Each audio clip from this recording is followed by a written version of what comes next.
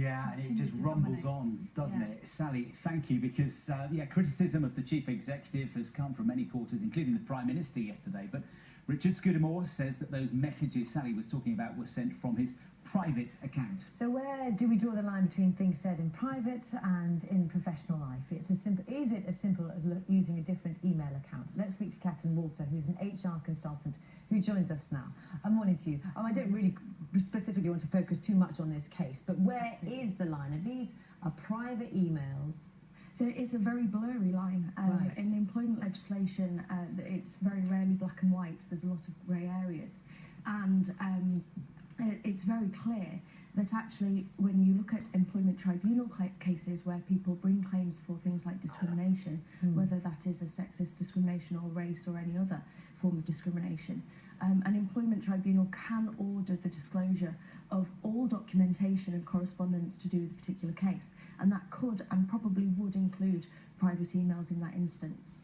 I mean, in this case, it was Richard Scudamore's PA, wasn't it, who found these and leaked them. So, yes. But I mean, in terms of access, an employer's access to look at your emails, I mean, yes. could my boss go and look at my emails now? Absolutely, yes. Without asking? Or? Absolutely, yes. It obviously is dependent on the circumstances, but as a general rule of thumb, if you are using work facilities to send or receive those emails, whether they're from a work account or a personal account on your work facilities, then yes, there is no right to privacy in that instance. You could probably find something about every single one of us that was a joke or that would offend somebody, couldn't you? I mean, it's a big weapon that any employer has against any employee. Indeed, and the Equality Act 2010 put into place quite stringent procedures to make sure that the important point is that it's not about intention, it's about perception.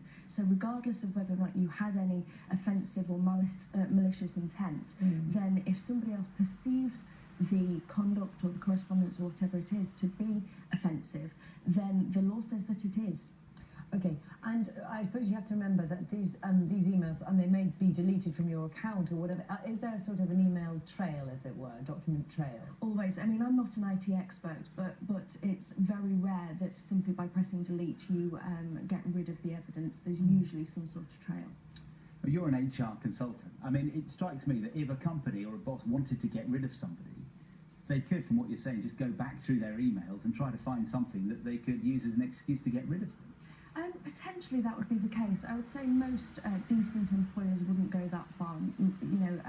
It's one of those situations whereby, as in the Premier League case, they can always use their discretion. So things like an employee's length of service, previous disciplinary record, can all be taken into account. And clearly in this particular case, the wider culture has been examined. And what about conversations, for example, that are on work premises? I mean, there's no evidence, is there? So how does that work? Yeah, I mean, obviously, the trouble with emails is that there is a permanent record.